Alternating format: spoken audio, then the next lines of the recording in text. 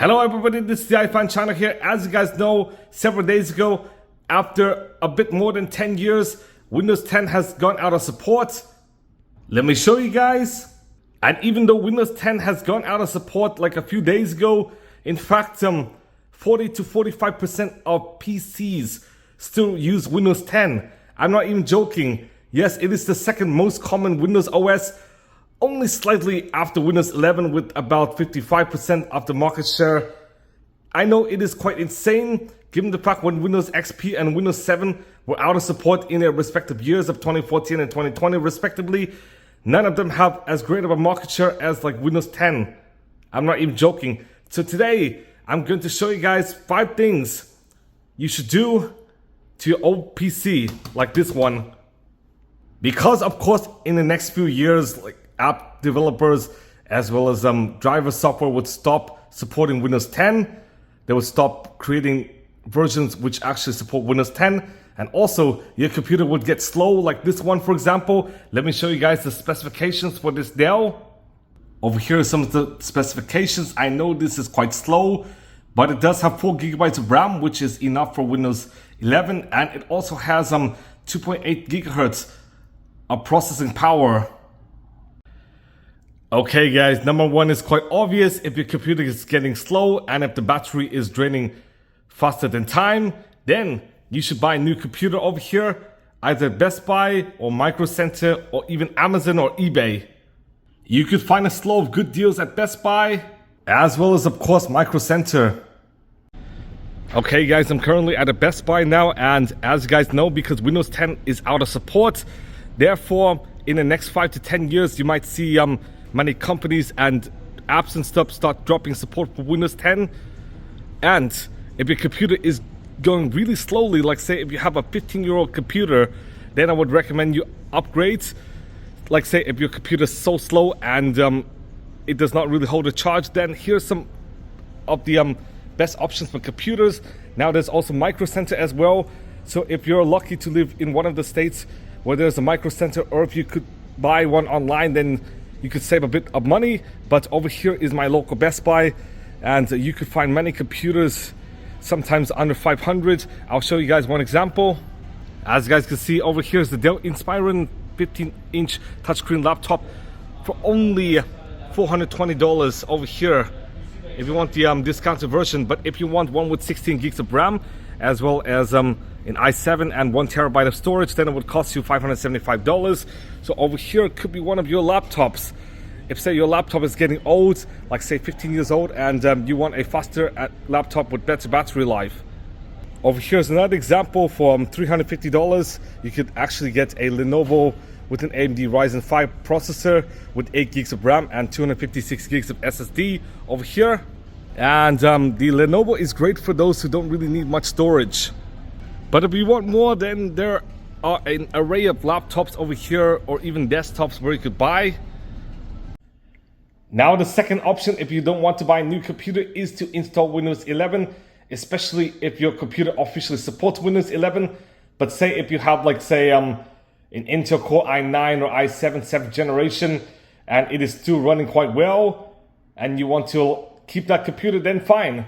Even if it does not officially support Windows 11, you can still download Windows 11 using this workaround. Now with Windows 11, there are actually some soft hardware requirements, such as the requirement for TPM 2.0 and secure boot. And even though there are hard system requirements such as a minimum of 1 gigahertz processor, 4 gigabytes of RAM, 64 gigs of available storage, and 720p resolution requirements, old pre-2017 processors, aka Kaby Lake 7th generation as well as Skylake 6th generation, do not officially support, even if they're more than capable of running Windows 11. In fact, an i9 7th generation Kaby Lake is definitely going to be more capable than like say an i5 like 8th generation, aka the Coffee Lake, or even like lower end processors such as the i3, the Pentium, or even the Celeron from maybe 1 or 2 years after, which could run Windows 11 officially. But to bypass this, you can download Rufus, then modify the installer image to bypass the TPM 2.0 and secure boot checks, and you could even bypass having to create a Microsoft account using the Rufus tool. And I'll show you guys in the next video when I download Windows 11 on the Dell machine I just showed you guys, so I can sell it at MIT Swap Fest. However, if you want to install updates, you have to manually install them yourself, but with 25H2, which came out last month, if you're running last year's release, you just have to download an enabling package. Now the third option will be to download Linux, which you can use Linux to browse, email, write documents, and if you're more attuned to simple tasks, then Linux is a good upgrade, and there are tons of variants of Linux to choose from. But if you rely on Windows software, then this is probably not the best idea. So yes, that's one option, and there's so many OS distros to choose from, such as Ubuntu, Debian, CentOS, Red Hat OS, Gentoo, Fedora, and many more. But if you don't want to download Linux or Windows 11, here are the last two options, both of which have to do with staying in Windows 10, but still getting support. Now for option 4, if you don't want to mess around with unofficially installing Windows 11, buying a new computer, or downloading Linux, then there is something called the Extended Security Update program, which gives you security updates for an additional year until the 13th of October 2026. And Microsoft has done this in the past for other out-of-support Windows releases, such as Windows 8.1, Windows 7, or Vista, or even XP. But this, Windows 10, is the first time they made it available to consumers, but it does come with some strings attached. Because to get these updates, you have to pay $30, redeem 1,000 Microsoft reward points if you use Bing, or the easiest option is to sync your PC settings with a Microsoft account. Now that is by far the easiest, but of course it seems like Microsoft here is trying to coerce people out of their local accounts and into a Microsoft account. But according to Theo Joe, he pointed out you're able to sign your system out of the account immediately after enrolling, and Windows Update will still show that you're getting the extended support. However, if you sign out of the account for more than 60 days, you'll have to go through the enrollment process again to be eligible for the updates. So every 2 months, effectively. But this line only appears if your location is set in an EEA member state, aka European Economic Area, which includes 3 EFTA states, excluding Switzerland, and all EU member states. But from what I heard, there is no mention on the US site, but I do believe this description might join the US site in the next several days or weeks to come, because there'll be a lot of confusion given the fact 40% of all Windows devices are still running Windows 10 just a few months ago. I'm not even joking. And if you want to keep Windows 10 after next year, there's only one way to get official support, and that goes to number 5, which is to use Windows 10 LTSC, aka the long-term servicing channel.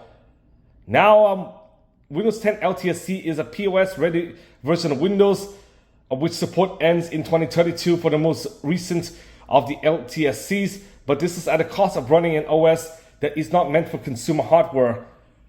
And last up, number 6, you can stay in Windows 10 for the next several years, but you will definitely not guarantee support for much longer, especially for apps and for websites, because app developers and websites would definitely pull support out of Windows 10, so you would be out of luck. But you could use Windows 10 at your own risk, just like many people use Windows XP as well as Windows Vista and Windows 7, like even several years after it has gone out of support.